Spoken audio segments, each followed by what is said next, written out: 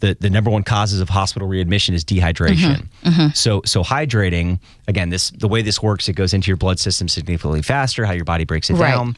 But that's the biggest thing. So you had talked about your process. You do 4 things. Yes. Let's talk So about that. we have this framework, and I call it the On the Go Drip Excellence Framework. And it basically is 4 set steps that we go through. So there's this first part about discovery, and it's just what it is. I want to know about you. I'm going to get your history. What surgeries have you had? What medications are you on? What's going on with you today? And what are we really trying to accomplish with this IV therapy? So that's the first part. And then we move on to step number 2 is what I call solution presentation. So, okay, based off what Trey you've mentioned to me, I think that this is the direction we need to go with your IV treatment.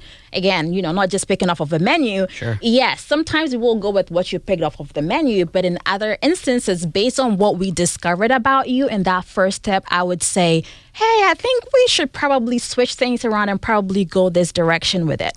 So this step also is very important to me because, in school we're taught about like shared collaborative, decision making. So I want this to be a discussion we're both having, like, okay, do you agree or does it make sense to you why I think this is the direction you should go? And be like, oh no, maybe I really want to go that way. And I'd be like, oh no, let's change things around.